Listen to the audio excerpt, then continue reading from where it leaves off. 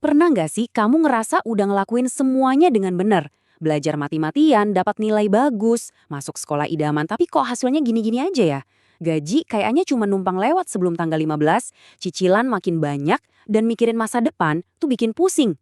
Nah, dengerin ini baik-baik. Masalahnya itu bukan di kamu, bukan karena kamu malas atau kurang pinter. Masalahnya aturan main yang diajarin ke kita semua itu udah kadaluarsa.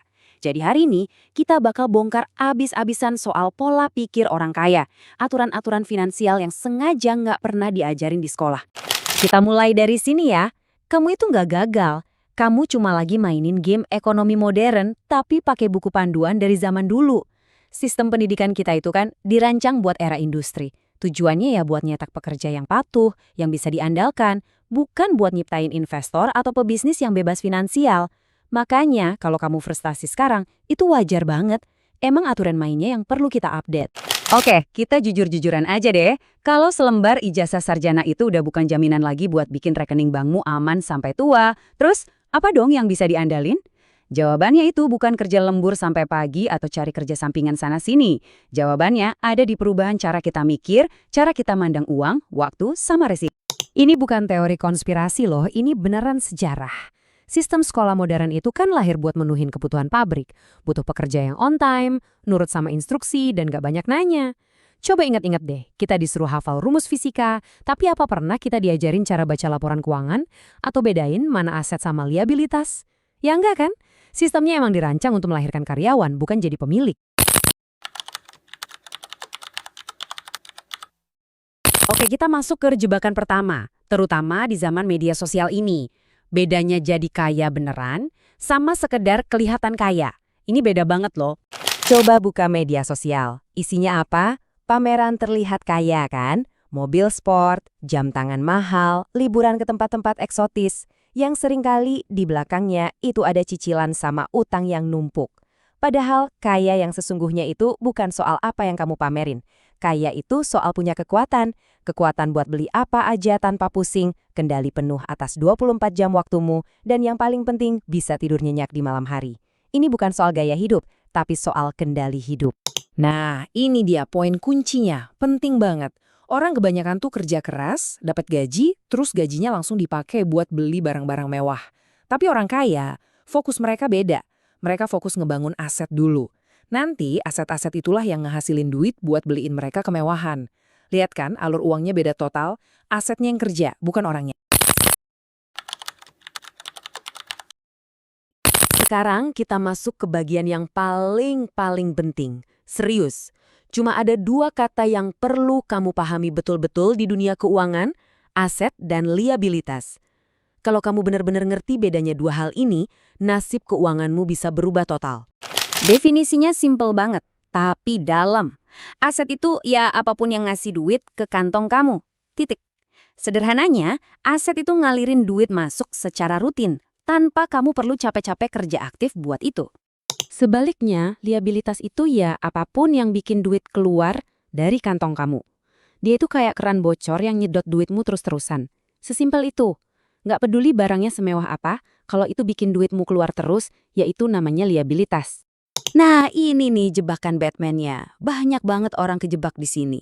Dari kecil kita diajarin, rumah dan mobil itu aset. Kenyataannya, buat mayoritas orang, dua benda itu adalah liabilitas terbesar mereka. Coba pikirin. Cicilan KPR, pajak tahunan, biaya servis, asuransi, itu semua kan duit keluar terus dari kantong tiap bulan.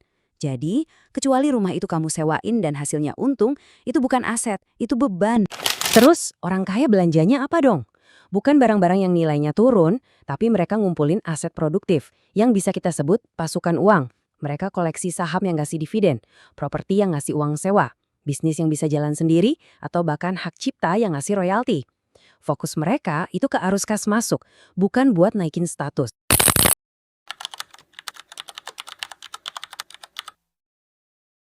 Oke, selanjutnya kita bedah perbedaan cara orang kaya sama orang kebanyakan dalam memakai aset mereka yang paling berharga. Bukan uang, tapi waktu. Biar gampang, kita pakai perumpamaan ya. Bayangin ada dua penjual bakso. Penjual pertama, dia nukerin waktunya buat dapat duit. Dia kerja 1 jam, ya dapat bayaran buat 1 jam itu. Kalau dia sakit atau mau liburan, Ya udah, gak ada pemasukan sama sekali. Stop. Nah, penjual kedua, dia mikirnya beda. Dia nggak jualan waktu, tapi dia ngebangun sebuah sistem. Dia bikin merek, resep yang enak dan standar, terus dia buka franchise. Apa yang terjadi? Duitnya ngalir terus bahkan pas dia lagi tidur. Kuncinya di sini tuh bukan baksonya, tapi sistemnya itu loh. Jadi, ini dia pergeseran pola pikir yang krusial banget. Berhenti nanya ke diri sendiri, gimana ya caranya dapat duit lebih banyak? Ganti pertanyaannya jadi, masalah apa ya yang bisa gue selesaikan buat banyak orang? Uang itu cuma efek samping, cuma bonus dari nilai yang berhasil kamu ciptakan dan sebarkan ke orang lain.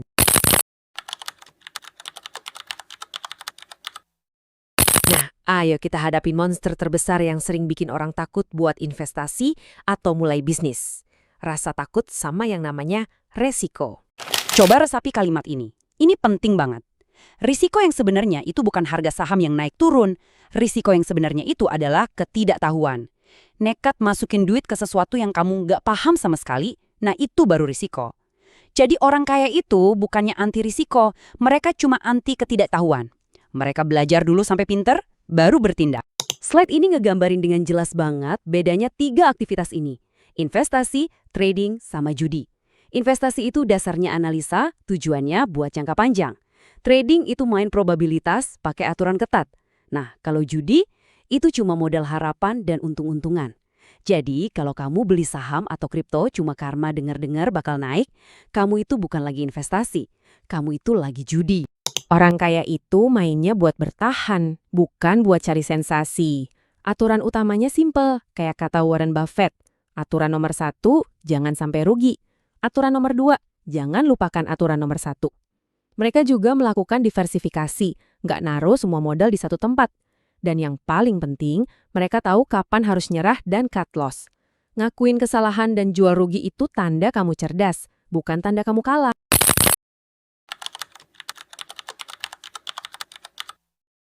Oke, teori-teori tadi nggak akan ada gunanya kalau cuma didengerin doang. Sekarang kita bahas langkah-langkah nyata yang bisa kamu lakuin mulai hari ini buat mengubah kondisi keuanganmu. Oke, langkah pertama, audit keuangan. Cek dengan brutal dan jujur, kemana aja sebenarnya duitmu selama ini pergi. Kedua, bangun pondasi, dana darurat. Siapin uang buat 6-12 bulan biaya hidup. Ini harga mati, nggak bisa ditawar. Ketiga, kalau pondasinya udah aman, baru deh mulai investasi. Mulai dari kecil nggak apa-apa, yang penting konsisten. Kebiasaan itu lebih penting dari jumlah di awal. Dan yang keempat, investasi terbaik di dunia, investasi ke dirimu sendiri. Upgrade skillmu, karena itu aset terbesarmu. Pada akhirnya, nggak akan ada pahlawan yang datang buat nyelamatin kamu. Bukan sekolah, bukan bos kamu, bukan juga pemerintah. Tanggung jawabnya 100% ada di tanganmu. Kita mungkin nggak bisa milih lahir dari keluarga mana, tapi kita selalu bisa milih mau jadi apa setelah kita dewasa. Keputusan buat mutus rantai masalah keuangan dan ngebangun masa depan yang lebih baik itu dimulainya sekarang, dari kamu, dari tindakan nyata.